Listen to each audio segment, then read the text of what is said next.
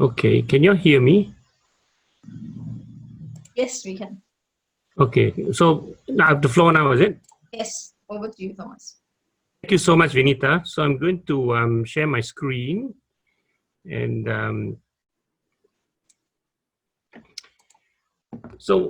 the topic today is really about remote work, and I'm going to do a few slides and then share a couple of videos and try to convince to show you all that remote work is actually beyond Zoom and is beyond just technology.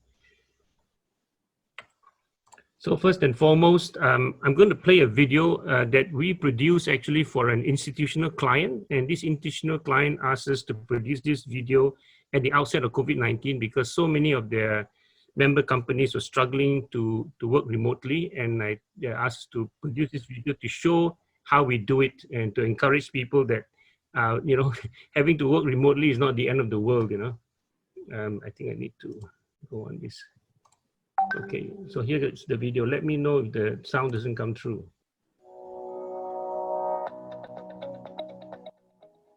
We have more than 100 people on our payroll working from the safety, comfort, and convenience of their homes in more than 10 countries around the world.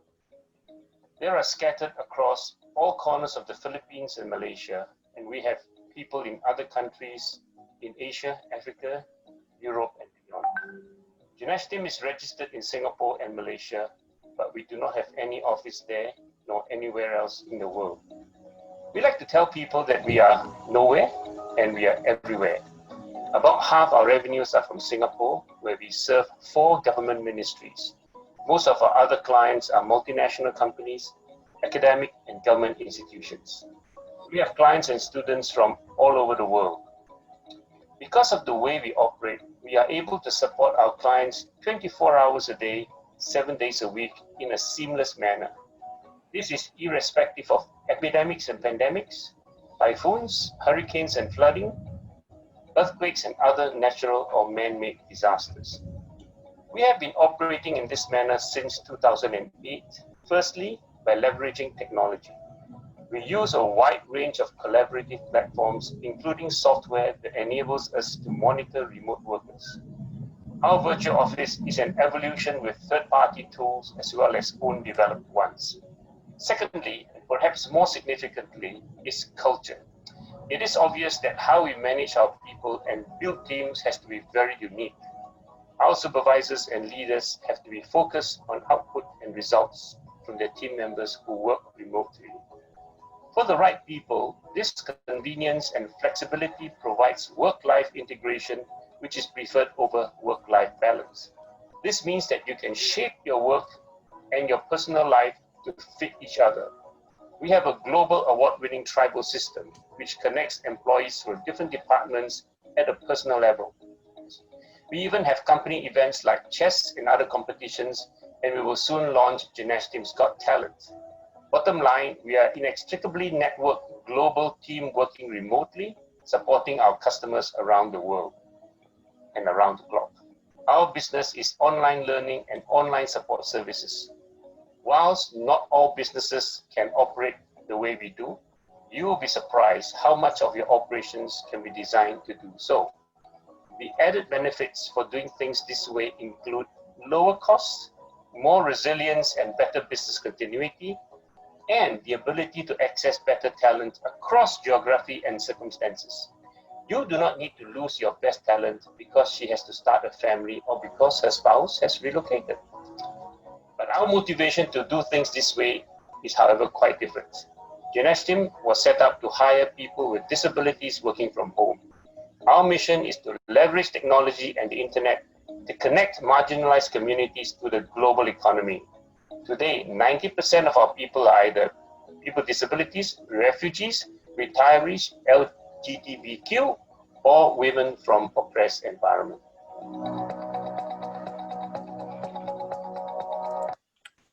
Okay, so just recapping, we have been doing this for more than 12 years, 100 people across more than 10 countries, across 5 continents.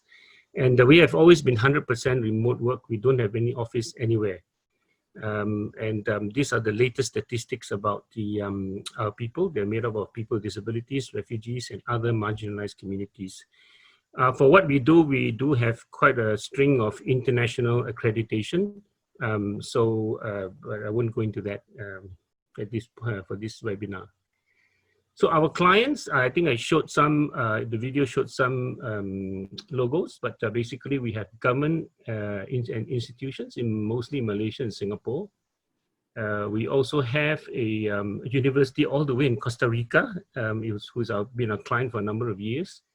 And then a string of multinational companies. And you can see that for these companies, we service them in various countries. Many of them, we service them regionally. So I mentioned that we talk about technology, and I think there are many, many webinars in the last few months to tell you about using technology to do remote work. So I don't think I need to go into that in detail, because actually for us, the technology is actually the easy part.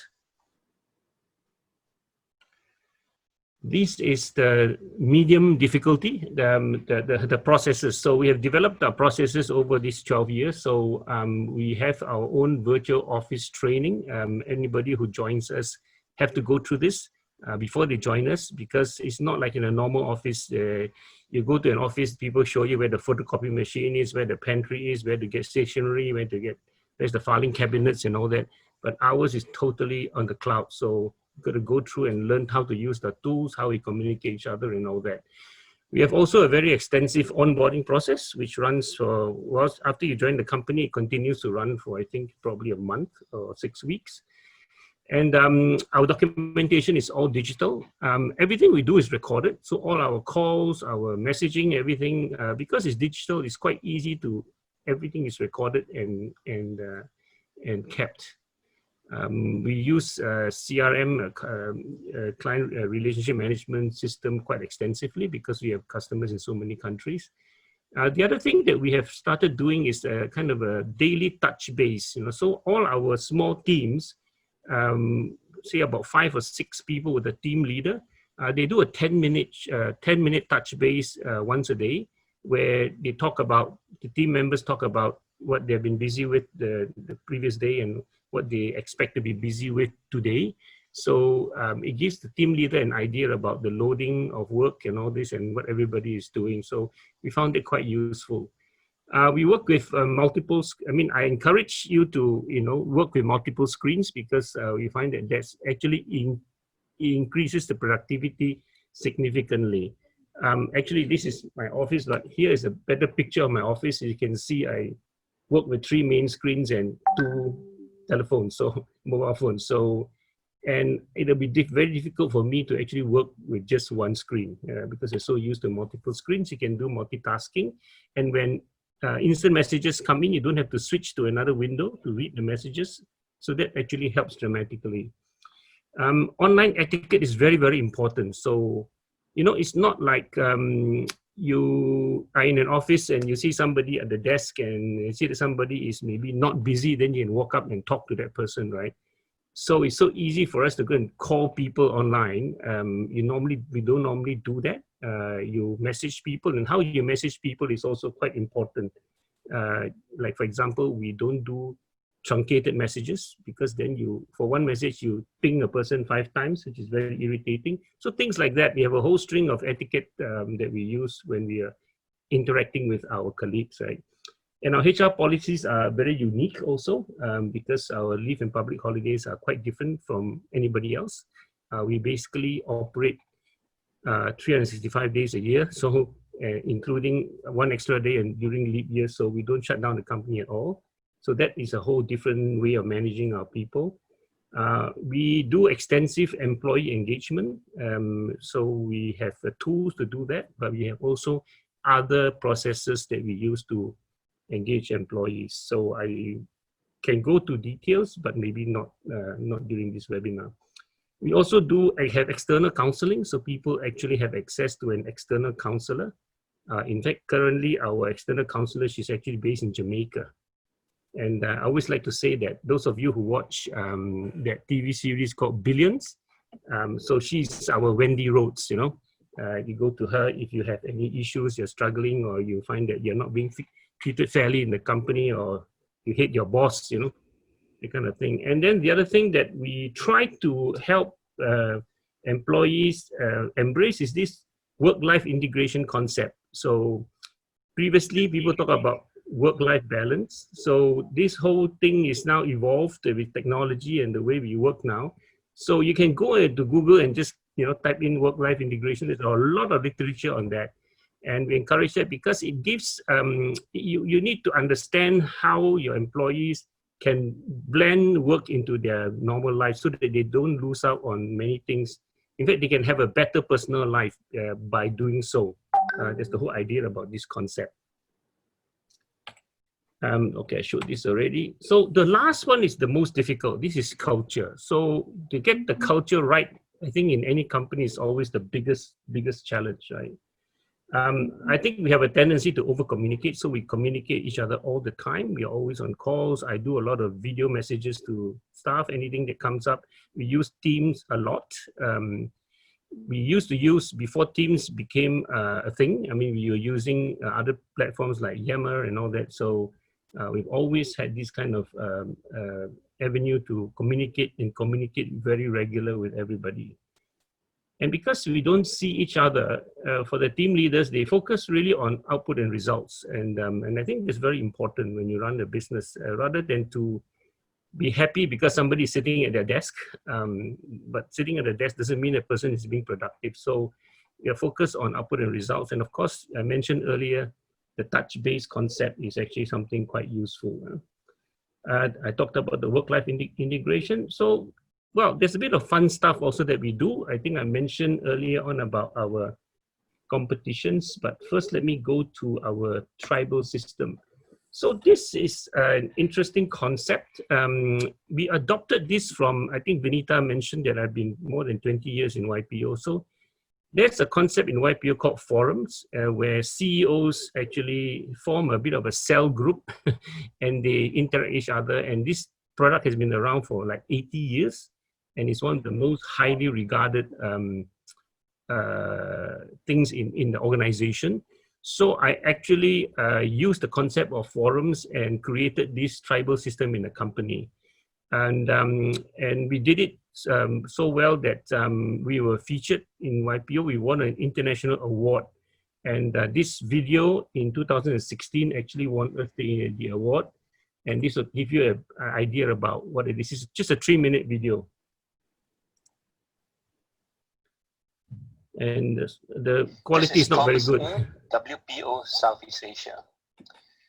I set up an entirely cloud-based company with employees working from their homes across more than 10 countries.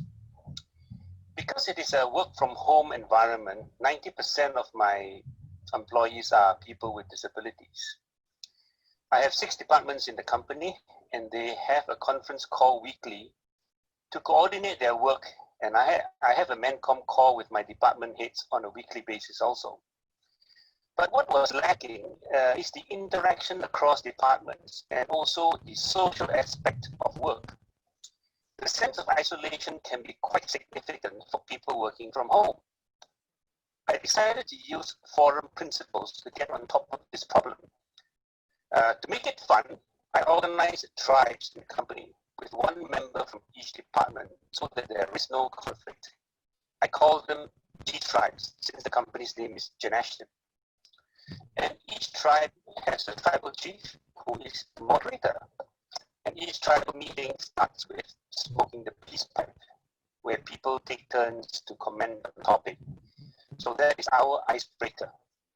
And then they have personal updates and work updates. Every month, the tribal chief meets with the big kahuna, who is an elected member from the MenCom, on forum confidentiality principles to bring up issues arising from the tribal meetings.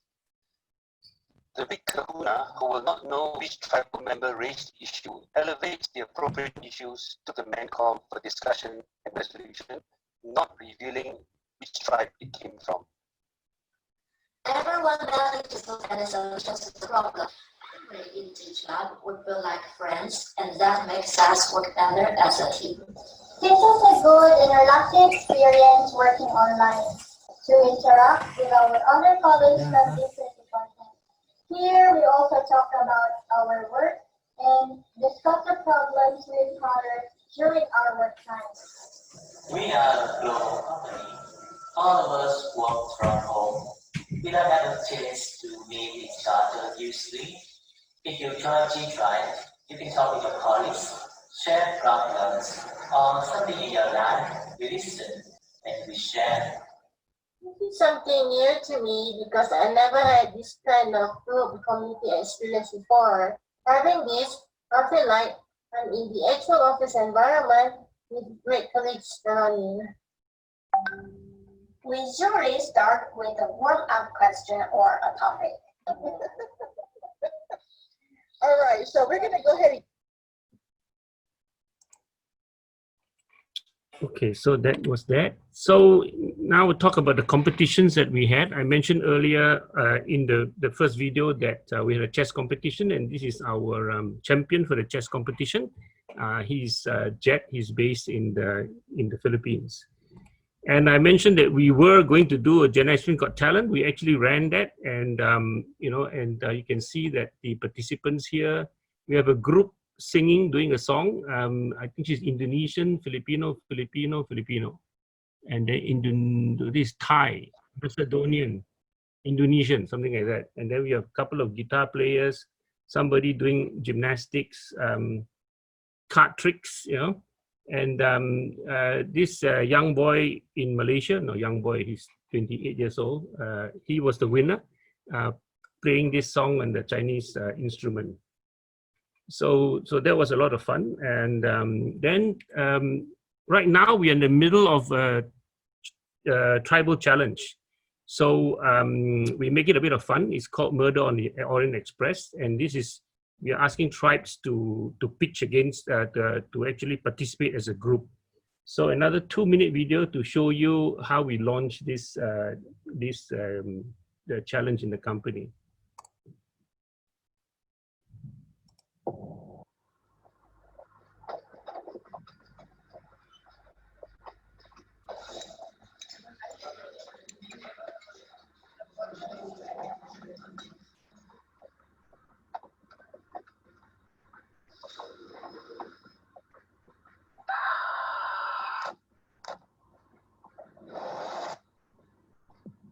Who is it? It is Jen Ashton. Jen Ashton's dead. Who or what killed Jen Ashton? Was it the CEO? Did he run away with the sweet young thing and left Jen Ashton to die? Was it our suppliers? Was it our clients? Was it complacency? Was it tolerance? Was it mismanagement? Or was it COVID-19? Did we put up with people who dragged Jen Ashton down? How did it happen?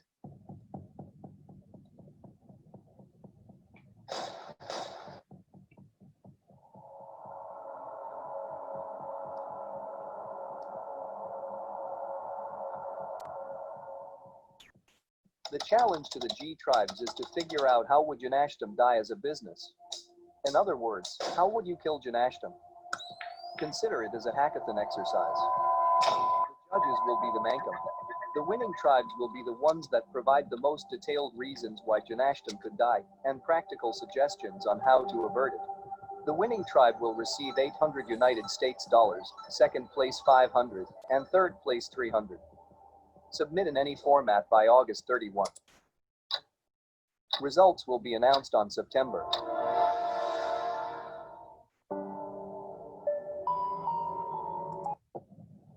Oh, sorry.